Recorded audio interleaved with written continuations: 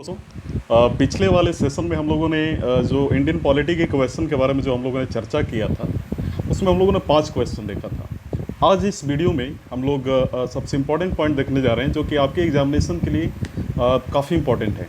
और मैं खुद आपको गारंटी से बोल रहा हूँ कि जो हम लोग क्वेश्चन इसमें से तैयार करने की कोशिश कर रहे हैं, ये एक निचोड़ है। जो आप इंडियन पॉलिटी के हिस्टोरिकल बैकग्राउंड है, जो पहली वाली जो आप देख सकते हो चैप्टर है, तो उससे हम लोग एक क्वेश्चन निकालने की कोशिश कर रहे हैं। मैं कोशिश करूंगा कि जो इंपॉर्टेंट पॉइंट्स हैं मैं उसको भी कवर करने की कोशिश करूं। तो चलिए चलते हैं, बिना किसी देर के आज का हम लोग टॉपिक शुरू करते हैं।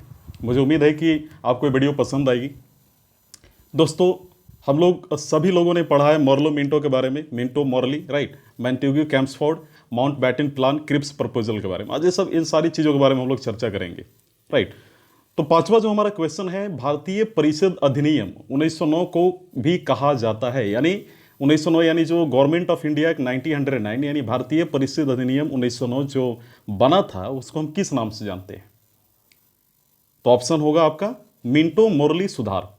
मॉन्टेगो चैम्सफोर्ड जो सुधार है, ये आपको 1990 में ये किया गया था, 1919 में। माउंट बेटन प्लान तो आपको मालूम है कि 1945 के बाद आया था। वहीं पे आपको मालूम है कि क्रिप्स प्रस्ताव, जो स्टैनफोर्ड क्रिप्स, जिसको अगस्त सफर के नाम से भी जाना जाता है, वो आया था इंडिया में एक जिसको हम बोल सकते हैं 1940s के बाद। तो यहाँ पे क्वेश्चन ये है कि आखिर मिंटो मोरली सुधार क्यों होगा? दोस्तों, लगभग 1909 की इंडियन काउंसिल एक्ट, राइट, जिसे मॉर्ले मिंटो रिफॉर्म्स भी कहा जाता है। और जो मैं आपको बता दूं, लॉर्ड मिंटो जो कौन थे, उस समय के गवर्नर थे, मॉर्ले कौन थे, सेक्रेटरी थे, राइट। सो आप देखो 1909 में ब्रिटिश संसद द्वारा बनाए गए सुधार उपायों की श्रृंखला, जिनमें से मुख्य घटक ने भारत में शाही और स्थानीय विधान परिषद की सदस्यता के लिए वैकल्पिक सिद्धांत को सीधे पेश किया था। और लगभग 1909 के भारतीय परिषद अधिनियम को मॉर्ले मोंटो, जैसो जिसको मिंटो बोल सकते हैं प्रोनाउंसिएशन के रूप में, रिफॉर्म के रूप में भी जाना जाता है। यह मॉडरेट्स यानी कांग्रेस को गिराने के लिए स्थापित किया गया था। और मैंने आपको बता दिया था मॉडरेट्स में कौन कौन आते हैं। गोपाल कृष्ण गोखले आते थे, महात्मा गांधी का भी उसमें आइडियोलॉजी था, राइट। लेकिन वहीं पे अगर आप एक्सट्रीमिस्ट को देखो तो एक्सट्रीमिस्ट में पाल और इसके बाद लाल थे, जिसको आप मैंने बता दिया, बाल गंगाधर तिलक फ्रॉम महाराष्ट्र, राइट। फिर इसके बाद देख सकते हो like Lala Lajpat Rai, right, Bipin Chandra Pal from जहाँ से वेस्ट बंगाल से बिलोंग करते थे। लाला लाजपत राय के बारे में आपको मालूम है कि पंजाब से बिलोंग करते थे। तो ये जो बुक्स में लिखी हुई है उसी के अनुसार मैं भी बता रहा हूँ आपको। तो यह मॉडरेट्स को गिराने के लिए स्थापित किया गया था खासतौर पे, और धर्म के आधार पर अलग अलग निर्वाचकों को परिचय देता है। इसलिए लॉर्ड मिंटो को भारत में फादर ऑफ कम्युनल इलेक्ट्रोड कहा जाने लगा था। तो ये तो हम लोगों ने पिछले बार में हम लोगों ने डिस्कस कर लिया था। हमारा अगला जो क्वेश्चन है वो ये है कि राइट, 1773 के विनियम अधिनियम की विशेषताएं निम्नलिखित में से कौन सी हैं? राइट। तो पहला हमारा कौन सा पॉइंट है? यह कलकत्ता 1774 में सुप्रीम कोर्ट की स्थापना के लिए प्रदान किया गया है। पहला पॉइंट, अब देखो ध्यान से, इसको समझो। दूसरा कौन सा है? इसने बंगाल के गवर्नर जनरल के लिए कार्यकारी परिषद बनाई। तीसरा कौन सा है? इसने बंबई और मद्रास के राज्यपालों को बंगाल के गवर्नर जनरल के अधीनस्थ बना दिया। इसने राजनीतिक मामलों के प्रबंधन के लिए नियंत्रण बोर्ड की स्थापना की। अब सबसे इंपॉर्टेंट यहां पे बात यह है, आपको जो समझना है कि इसमें ऑप्शन कौन सा सही होगा। ए में कौन सा है? केवल 2, 3 और 4। बी में 1, 2 और 3, राइट। इसमें सी में देखो 1, 3 और 4, और डी में ऊपर के सभी। तो हमारा जो ऑप्शन है वो 1, 2 और 3 है, सही है। अब यहां पे देखना है कि 4 क्यों नहीं सही है। इसने राजनीतिक मामलों के प्रबंधन के लिए नियंत्रण बोर्ड की स्थापना की थी, ऐसा नहीं था। लेकिन मैं आपको बता दूं, जो सबसे इंपॉर्टेंट चीज़ है, जो आपको जानना भी काफ़ी इंपॉर्टेंट है, कि जो इसमें हम लोग 1773 की जो बात कर रहे हैं, मैं आपको इसमें बता दूं कि ये जो एक्ट था, ये पहली बार सेटअप किया गया था ब्रिटिश गवर्नमेंट के द्वारा कंट्रोल और रेगुलेट करने के लिए ईस्ट इंडिया कंपनी के जितने भी मैटर्स थे उस समय, उसको। हालांकि मैं आपको बता दूं कि इसको इसलिए भी इस रेगुलेटिंग एक्ट को लाया गया था, विनियम अधिनियम जो लाया गया था 1773 में, इसका दूसरा रीज़न ये भी था कि जो पॉलिटिकल और एडमिनिस्ट्रेटिव जो फंक्शन था, जिसको राजनीतिक हम बोल सकते हैं, और प्रशासनिक जो इनका कार्यकारी जो था, क्रियाकलाप जो था, वो सारी चीज़ों पे जो कंपनी के द्वारा किया जा रहा था, उसको भी रेगुलेट करने के लिए लाया गया था। और जो तीसरा जो इंपॉर्टेंट चीज़ है इसको लाने के पीछे कि यहाँ पे जो है ईस्ट इंडिया कंपनी को रिप्लेस करके जो क्राउन था, जिसको हम बोल सकते हैं क्राउन रूल, उसको स्थापित करने की एक सबसे बड़ी शुरुआत यहाँ से की गई थी। मैं आपको बता दूं कि यहाँ के पहले गवर्नर जनरल तो जो थे लॉर्ड वारन हेस्टिंग्स से, क्योंकि इस फीचर के द्वारा, इस एक्ट के द्वारा वहाँ पे इसको डेजिग्नेट किया गया था, गवर्नर ऑफ बंगाल के रूप में इस पोस्ट को वहाँ पे लाया गया था पहली बार। मैं आपको बता दूं कि इसके थ्रू बॉम्बे और मद्रास के जो है गवर्नर को भी प्रेसिडेंसी अलाउ किया गया था।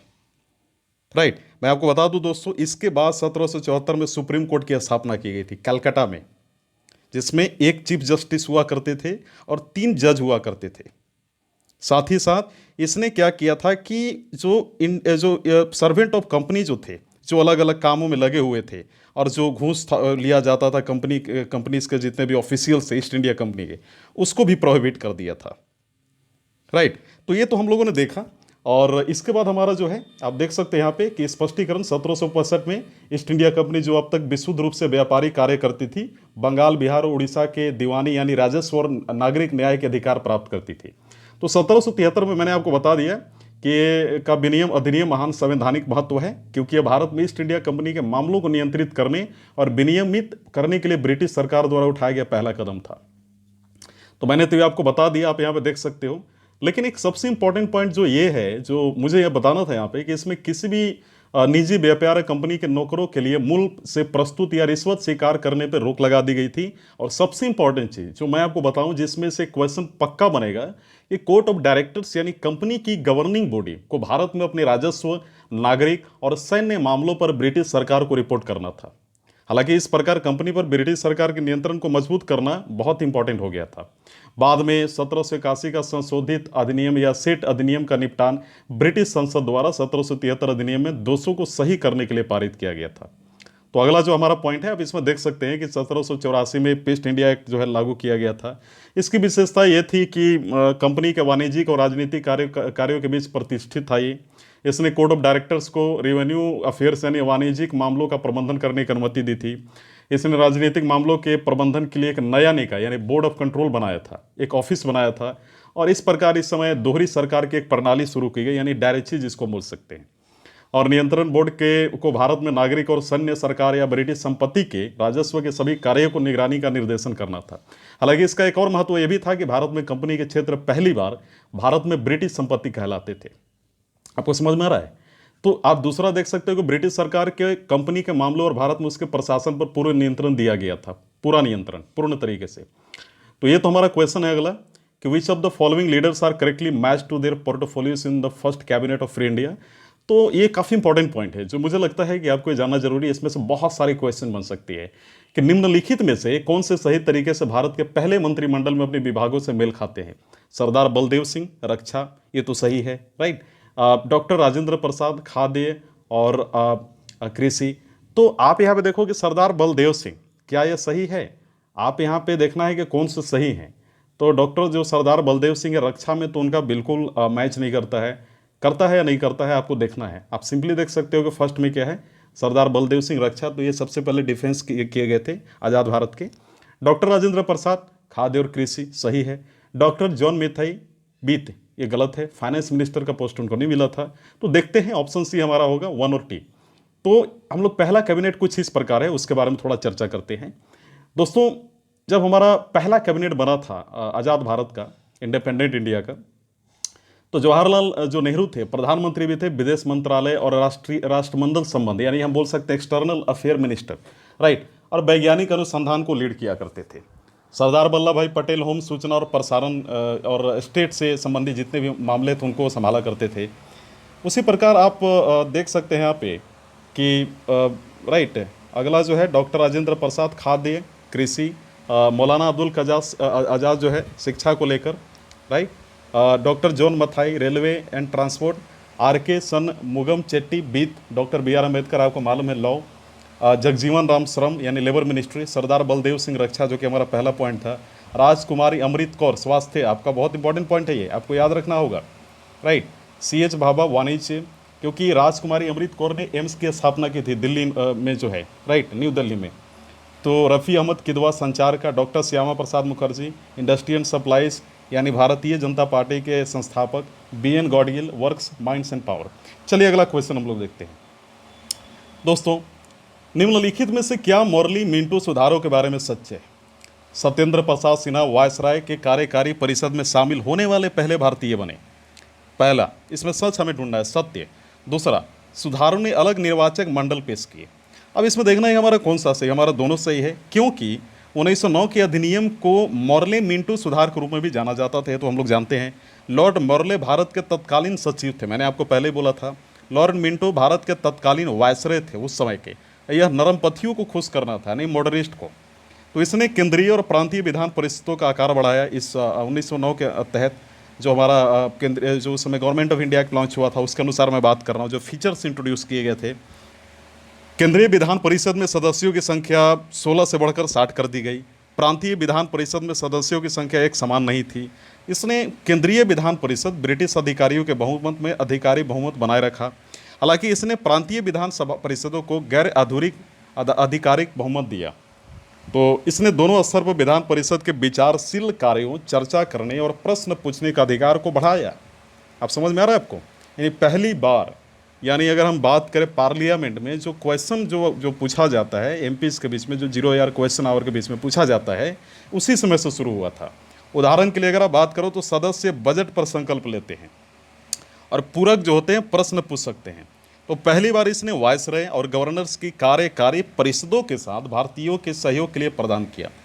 तो एक सबसे important point, Satyendra Prasad Sinha viceroy के कार्यकारी परिषद में शामिल होने वाले पहले भारतीय बने। उन्होंने कानून सदस्य के रूप में नियुक्त किया गया था उन्हें। इसने मुसलमानों के लिए सांप्रदायिक प्रतिनिधित्व की प्रणाली, अलग मतदाता पेश की। इसके तहत मुस्लिम सदस्यों को केवल मुस्लिम मतदाताओं द्वारा चुना जाना था। राइट, इस प्रकार अधिनियम ने सांप्रदायिकता का वैध बना लिया और लॉर्ड मिंटो को सांप्रदायिक निर्वाचन के जनक के रूप में जाना जाने लगा। दोस्तों, इसने प्रेसिडेंसी कॉरपोरेशन, वाणिज्यिक मंडलों, विश्वविद्यालयों और जमींदारों के अलग अलग प्रतिनिधित्व के लिए भी प्रदान किया। तो आप ये बहुत इंपॉर्टेंट क्वेश्चन आपको याद करके जाना है, इसमें आपको लापरवाही नहीं करना है। अगला जो है, भारत परिषद का अधिनियम 1861 के लिए प्रदान किया गया। किस इसमें? विकेंद्रीकरण की प्रवृत्ति, पंजाब के लिए विधान परिषद, पोर्टफोलियो सिस्टम को खारिज कर दिया, कानून बनाने की प्रक्रिया के साथ भारतीयों को जोड़ना शुरू किया। तो बी है 1 to 4, क्योंकि पोर्टफोलियो सिस्टम को खारिज कर दिया गया। ये अपने आप में गलत लगता है, क्योंकि पोर्टफोलियो सिस्टम तो उस समय इंट्रोड्यूस किया गया था और इंट्रोड्यूस पास भी किया गया था। हालांकि आपको मालूम है कि 1857 का जो विद्रोह हुआ था, तो ब्रिटिश सरकार ने भारत के प्रशासन में भारतीय के सहयोग के लिए इसकी आवश्यकता महसूस की थी। आपको बताना है कमेंट सेक्शन में कि जब जिसमें 1857 का रिवोल्ट हुआ तो उस समय के गवर्नर जनरल कौन थे, आपको ये बताना है। इसके लिए 1861, 1892, 1909 में ब्रिटिश संसद द्वारा 3 अधिनियम बनाए गए थे और ब्रिटिश भारत की बजट की प्रणाली 1860 में शुरू की गई थी। 1861 का भारतीय परिषद अधिनियम भारत के संवैधानिक राजनीतिक इतिहास में एक महत्वपूर्ण मील का पत्थर है। 1861 के अधिनियम की भी ये विशेषताएं थी। तो अगला इसमें आप देखोगे कि इसने भारतीयों को कानून बनाने की प्रक्रिया से पूरी तरीके से जोड़ना शुरू कर दिया था। तो इस प्रकार प्रतिनिधि संस्थानों की शुरुआत हुई और यह प्रदान करता है कि यह बताया गया था कि वायसराय को कुछ भारतीय अपने विस्तारित परिषद के गैर आधिकारिक सदस्यों के रूप में नामित करना चाहिए। वहीं 1862 में एक चीज़ और हुआ कि तत्कालीन वायसराय जो थे लॉर्ड कैनिंग ने अपनी विधान परिषद में 3 भारतीयों को नामित किया। सबसे इंपॉर्टेंट पॉइंट, जो महाराज जो बनारस के राजा थे पटियाला के महाराज से, और सर दिनकर राव, इंपॉर्टेंट आपको याद रखना है। इसने बॉम्बे और मद्रास प्रेसिडेंसी की विधायी शक्तियां बहाल कर दी। इस प्रकार यह केंद्रीयकरण की प्रवृत्ति के विपरीत विकेंद्रीकरण की प्रक्रिया की शुरुआत हुई, जो 1773 के विनियम अधिनियम से शुरू हुई। 1833 के चार्टर अधिनियम के तहत अपने चरम पर पहुंच गई। दोस्तों, इस विचलन से 1937 में प्रांतों को लगभग पूर्ण आंतरिक स्वायत्तता प्रदान की गई। आप ये समझ सकते हो पूरी तरीके से, 1937 की बात है। इसने बंगाल उत्तर पश्चिमी सीमांत प्रांत, यानी आप बोल सकते हो कि नॉर्थ वेस्ट फ्रंटियर प्रोविंसेस जिसको बोला जाता था, और पंजाब के लिए नई विधान परिषदों की स्थापना के लिए भी प्रावधान किया था, जो कुछ इस प्रकार था। 1862, 1866, 1897 में भी स्थापित किए गए थे। हालांकि वायसराय परिषद में व्यापार के अधिक सुविधाजनक लेन देन के लिए नियम और आदेश बना सकते थे। दोस्तों, इसने 1859 में लॉर्ड कैनिंग द्वारा शुरू की गई पोर्टफोलियो प्रणाली की मान्यता दी। अब वहाँ पे लिखा था खारिज, लेकिन यहाँ तो मान्यता दिया, तो आप समझ सकते हो गलत था। इसके तहत वायसराय के परिषद के एक सदस्य को सरकार के एक या अधिक विभागों का प्रभारी बनाया गया और अपने विभाग के मामलों पर परिषद की ओर से अंतिम आदेश जारी करने के लिए अधिकृत था। वायसराय अब आपातकाल के दौरान विधान परिषद की सहमति के बिना अध्यादेश जारी कर सकता था, जो 6 महीने के लिए वैध था। आपको समझना है। तो the most and important foremost question is that, अब सबसे अगला जो इंपॉर्टेंट क्वेश्चन है, जो आपको समझना है, आपको उसको ध्यान रखना है दोस्तों। अगला क्वेश्चन है, निम्नलिखित में से कौन सा सत्य है? भारत की अच्छी सरकार के लिए अधिनियम 1858 में पारित किया गया था। ये तो सही पॉइंट है, आप इसको मानना पड़ेगा आपको, क्योंकि 1857 के बाद तुरंत उसको government of good India act लागू किया था। लेकिन लॉर्ड डलहौजी भारत के पहले वाइसरॉय बने, ये तो गलत है। तो ऑप्शन कौन सा होगा? बी होगा, जिसमें केवल 1 है। कुछ बच्चे करते क्या है कि दोनों लगा देते हैं, राइट, कि लॉर्ड डलहौजी ही होंगे। नहीं, आपको पूरा, जब तक आपको मालूम नहीं, आपको टिक नहीं लगाना है, आपको चूज नहीं करना है, बबल मार्क नहीं करना है। तो यह महत्वपूर्ण अधिनियम 1857 के विद्रोह के मद्देनजर लागू किया गया था, जिसे स्वतंत्रता का पहला युद्ध या सिपाही विद्रोह भी कहा जाता है, सिपाही म्यूटिनी जिसको बोला जाता है। अधिनियम को भारत की अच्छी सरकार के लिए अधिनियम के रूप में जाना जाता है, और इसने ईस्ट इंडिया कंपनी को समाप्त कर दिया था इसके बाद, क्योंकि ईस्ट इंडिया कंपनी के कारण ही ऐसा हुआ था, राइट। सो और ब्रिटिश क्राउन के लिए सरकार क्षेत्र और राजस्व अधिनियम की विशेषताएं थी, और भारत को अब और महामहिम के नाम से शासित किया जाना था उस समय के बाद। तो भारत का जो गवर्नर जनरल थे वो भारत के वायसरॉय होगा। उस government of good India act में ये सारा चीज़ बताया गया था। और लॉर्ड कैनिंग भारत के पहले वायसरॉय बने। इसने board of control and court of directors को समाप्त कर दिया पूरी तरीके से। इस तरह दोहरी सरकार की प्रणाली को भी समाप्त कर दिया गया, जो 1773 में जो इंट्रोड्यूस की गई थी डायरेक्सी गवर्नमेंट यानी दोहरी सरकार, उसको भी खत्म कर दिया गया। इसने एक नया कार्यालय बनाया, भारत के राज्य सचिव भारतीय प्रशासन पर पूर्ण, जो उसको बोल सकते हैं कंप्लीट ऑथोरिटी, पूर्ण अधिकार और नियंत्रण रखता था। वो राज्य सचिव ब्रिटिश कैबिनेट का सदस्य था, अतः ब्रिटिश संसद के लिए भी वो जिम्मेदार था, रिस्पॉन्सिबल था। तो इसके थ्रू एक चीज़ और था कि इसने भारत के लिए राज्य सचिव की सहायता के लिए भारत की 15 सदस्यीय परिषद की स्थापना की थी, और परिषद के अध्यक्ष के रूप में राज्य के सचिव के साथ एक सलाहकार निकाय बनाया गया था। इसने एक निकाय कॉरपोरेट के रूप में राज्य इन काउंसिल के सचिव का गठन किया गया। इंपॉर्टेंट याद रखिएगा, जो भारत और इंग्लैंड को मुकदमा चलाने में सक्षम था, काफ़ी ही वो, जिसको आप बोल सकते हैं एजुकेटेड बंदा था उस समय। तो 1858 का जो अधिनियम था, हालांकि काफ़ी हद तक प्रशासनिक मशीनरी के सुधार तक ही सीमित था, क्योंकि 1857 में जो क्राउन ने, जो ब्रिटिश ने जो हाल देखा था, जिस प्रकार से रिवॉल्यूशन देखा था, उसके बाद इन्होंने ये सोचा कि भाई किसी तरीके से एग्जीक्यूटिव जो हमारा मशीनरी है, एग्जीक्यूटिव जो सिस्टम है, उसको ठीक करना होगा। तो जिसके द्वारा भारत सरकार को इंग्लैंड में देखरेख और नियंत्रण करना था। इसने भारत में प्रचलित सरकार की प्रणाली में किसी भी तरह से बदलाव नहीं किया था। तो मुझे उम्मीद है कि आज का वीडियो आपको पसंद आया होगा। इसके साथ अगला हम लोग वीडियो जल्दी लाएंगे। ऐसी वीडियो देखने के लिए आप जरूर हमारे वीडियो से जुड़े रहें। Thank you.